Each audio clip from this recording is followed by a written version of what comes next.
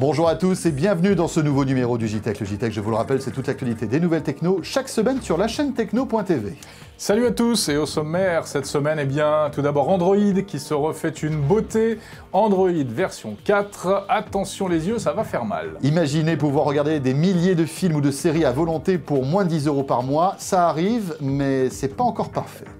Des geekeries dans ce JTech, avec une montre GPS pour faire son footing sans perdre le nord, et puis le Monopoly qui passe à la vitesse high-tech. Soyez les bienvenus, c'est parti pour ce JTech.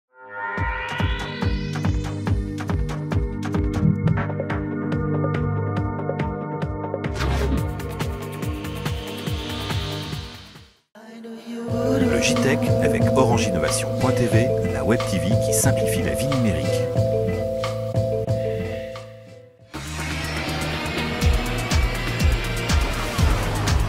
Et oui, c'est comme ça, sur la planète high-tech, il y a 8 jours, l'événement, c'était le nouvel iOS, logiciel pour iPhone. Et bien cette semaine, c'est parti, c'est Android, le système de Google qui fait des siennes. Alors pour la petite anecdote, justement, Android, en tout cas Google, a déplacé cette annonce suite au décès de Steve Jobs. C'est vrai, ça devait avoir lieu plus tôt, normalement. Voilà, il y a une petite période de deuil, en fait, qui est assez respectable dans ce milieu, il fallait quand même le souligner. Oui, bon, alors, on peut se demander si c'était pas aussi pour faire plus fort en arrivant un petit peu après le nouvel iOS. Effectivement. Alors, quoi de nouveau dans ce nouvel Android 4.0, Jérôme? Plein de choses. Android 4.0, c'est l'Android qui devrait réconcilier les utilisateurs avec ce système. Parce que Google est arrivé à la conclusion que eh bien, Android n'était peut-être pas assez convivial, pas assez simple, pas assez facile à utiliser, alors il commence par se relooker. Effectivement, il faut qu'Android touche un maximum de monde et que monsieur ou madame Michu puisse très facilement l'utiliser. Donc, un relooking, une ergonomie qui a été améliorée, simplifiée aussi, c'est ce qu'on pouvait reprocher parfois à Android, d'avoir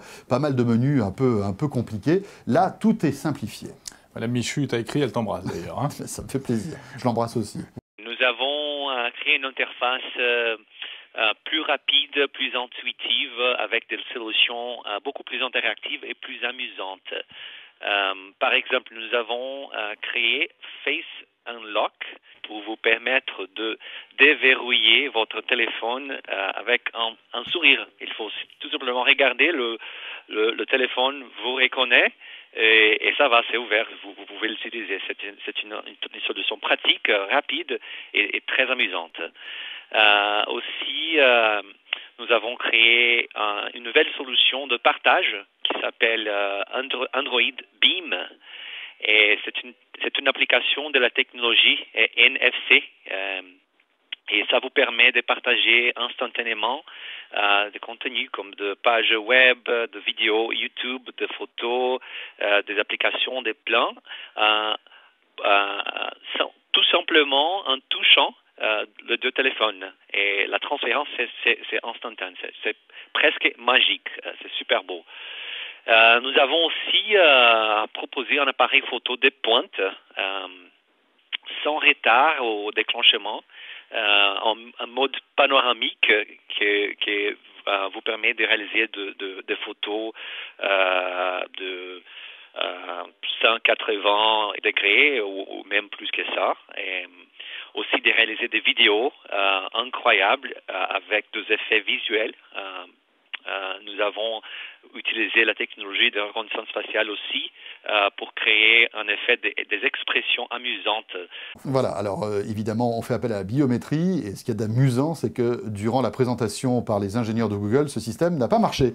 Donc espérons que d'ici quelques semaines quand tout ça sortira, ça fonctionne. Bon, Android, on rappelle que c'est un véritable poids lourd, présent aujourd'hui sur 190 millions de smartphones, sur 6 millions de tablettes, et la particularité de cette version 4 précisément, c'est qu'en fait ce sera exactement la même plateforme à la fois pour les smartphones et pour les tablettes. Voilà, et au-delà donc du lancement de cet Android 4.0, de nouveaux téléphones vont être associés à ce nouveau logiciel et notamment le téléphone, on va dire, un peu flagship comme on dit, vitrine de tout cela, ce sera le téléphone officiel Google, le nouveau Nexus qui est fabriqué par Samsung et qui a l'air très prometteur. Le Galaxy Nexus, effectivement, ce sera en quelque sorte le smartphone Android de référence.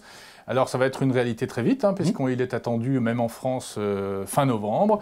Bon, ce sera peut-être le téléphone des geeks, des early adopters, ceux qui voudront l'expérience Android pure. Et voilà, et bientôt sur la chaîne Techno, test complet de ce téléphone, de ce smartphone tant attendu.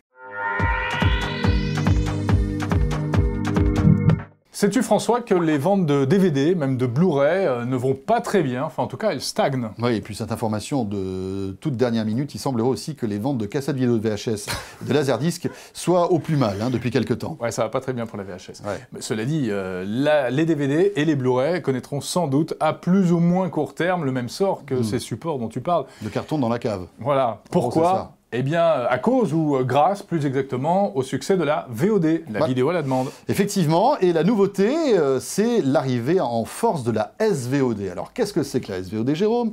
Eh bien, c'est tout simplement une offre de vidéo à la demande illimitée. Vous allez pouvoir regarder autant de films que vous le voulez ou de séries pour une somme forfaitaire mensuelle. Voilà, plus besoin de louer un film au cas par cas ou un épisode de série en payant 3 € par-ci, 5 € par-là. Désormais, pour moins de 10 € par mois, il sera possible de regarder à peu près tout ce qu'on veut. Alors c'est Canal+ qui se lance là-dessus avec un service qui vient d'ouvrir qui s'appelle Canal Play Infinity. Alors ça existe depuis plusieurs mois chez d'autres distributeurs, on va dire, mais c'est vrai que l'offre de Canal a l'avantage d'être très complète. On le disait, plusieurs milliers de films, des séries entières, c'est-à-dire que vous allez pouvoir vous refaire par exemple toute une saison de 24 heures si vous avez raté par exemple des épisodes. On a vraiment énormément de choix, avec en plus la mise en avant de l'éditorial, c'est-à-dire que on va vous proposer de choisir par exemple dans toutes les sagas des grands films, L'Arme Fatale ou par exemple les Bruce Willis, si vous le voulez. On voit où se situe ton registre préféré. Film d'action, on va dire. Voilà, effectivement. Bon, alors au-delà de l'offre Canal à proprement parler, ce qui est intéressant, c'est qu'on franchit un pas aujourd'hui en France, c'est l'arrivée en France, peut-être, enfin on l'espère, de cette VOD illimitée. Il faut savoir que c'est un véritable succès depuis quelque temps aux États-Unis, notamment grâce à un service qui s'appelle Netflix, qui est très célèbre outre-Atlantique. Et l'ambition de Canal est un petit peu de devenir le Netflix à la française. Mais il y a un mais, Jérôme. Eh oui. L'avantage de nos amis américains, c'est qu'ils peuvent, pour quelques dollars par mois, regarder tous leurs films préférés, mais avec surtout la possibilité de regarder des films très très très récents, ce qui ne sera pas le cas avec ce système de vidéo par abonnement en France, tout simplement parce que la législation ne le permet pas. Aujourd'hui, sur Canal+ Infinity, vous ne pourrez voir des films qui ont plus de 36 mois, c'est-à-dire 3 ans. C'est-à-dire 3 ans. Et 3 ans, ça fait quand même long. Donc effectivement, bye bye les nouveautés. On peut dire que c'est un vrai handicap quand même pour cette nouvelle offre. C'est vraiment le revers de la médaille. Sur le principe, c'est très sympa, mais dans les faits, on risque quand même d'être encore un peu déçu. Et c'est dommage, parce qu'en fait, ce type d'offre constitue très certainement, lorsque ce sera vraiment bien, une alternative au piratage. Tout à fait. Mais là, c'est pas gagné. C'est le JTech, merci d'être avec nous. Toute l'actualité high-tech chaque semaine sur la chaîne techno.tv. Et tout de suite, François, la page politique de ce JTech. La page techno-politique, avec quelques bugs de ci, de là que nous avons repérés pour vous. Première bourde, on va dire, on la doit au député et à l'ancien ministre Paul Quilles, qui, malencontreusement, a annoncé à la terre entière que François Hollande était le vainqueur des primaires socialistes 2 heures avant l'annonce officielle.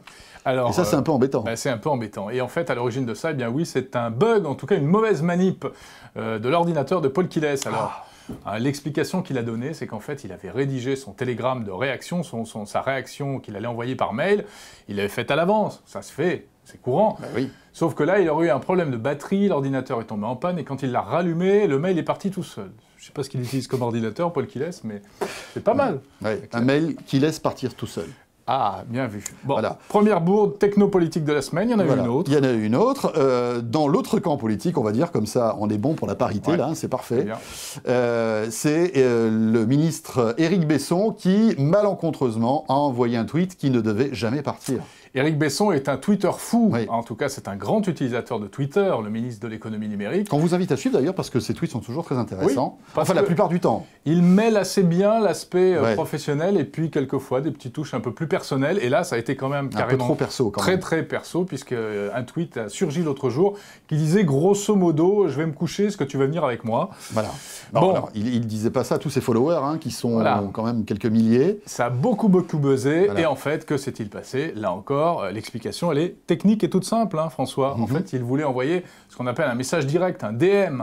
Et il s'est trompé dans l'intitulé, c'est devenu un tweet public. Bon, c'est des choses qui arrivent, on ne va pas le blâmer parce que ça peut arriver à tout le monde. Je me demande si ça ne m'est pas arrivé. Ah bon, on va suivre ta timeline avec beaucoup d'attention sur Twitter. Je ne suis pas ministre. Les geekeries de la semaine dans le JTech. Les geekeries, ce sont les petites nouveautés techno qui ont retenu notre attention parce qu'elles sont sympathiques, divertissantes, etc. Et on commence par un gadget, François, une montre GPS. C'est le GPS qui est dans la montre ou la montre qui est dans le GPS? Eh bien écoute, alors là c'est une bonne question. On va dire que c'est le GPS qui est dans la montre, mais c'est une montre qui est fabriquée par TomTom, qui est fabricant de GPS. Ça va, t'as compris? Ouais. En fait, TomTom s'est associé à un grand nom on va dire, de la chaussure de sport. Il s'agit de Nike. Et là encore une fois, avec un petit capteur dans la chaussure et avec cette montre, donc, vous allez pouvoir avoir un maximum d'informations sur votre course, votre jogging.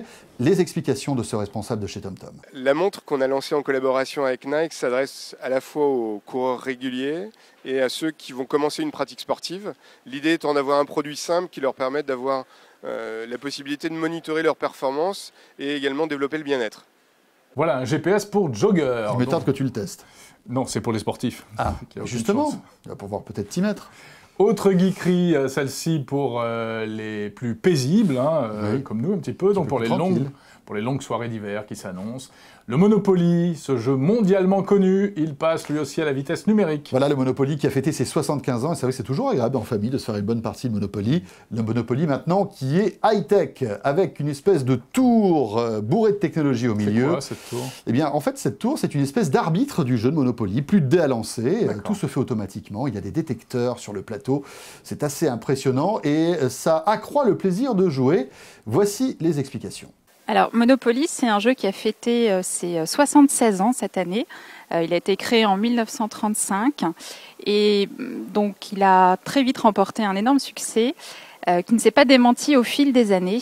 Et aujourd'hui encore, c'est le jeu préféré des Français. Dans la tour live, vous avez une caméra qui est équipée effectivement de capteurs de mouvement qui va scanner le plateau en temps réel et repérer donc où se trouve chacun des joueurs. On a une voix qui nous parle, qui est une voix tout à fait chaleureuse en fait, qui va effectivement animer la partie, proposer des nouveaux défis, nous donner un état de notre compte en banque et ainsi de suite. Voilà, ce JTech est terminé. Merci de nous avoir suivis. On tenait à signaler l'arrivée du JTech sur certaines box, comme par exemple la Freebox Révolution, puisque depuis la mise à jour de la dernière Freebox, vous avez accès à YouTube. Et comme nous sommes sur YouTube, vous pouvez regarder le JTech sur l'écran de votre téléviseur. Vous pouvez aussi nous regarder sur votre télé à Lyon, sur la TNT, sur Orange Innovation TV, et puis bien évidemment sur Dailymotion et un petit peu partout sur le web. Et sur les applis mobiles, etc., etc. À très bientôt pour un prochain JTech. Salut à tous, bye bye.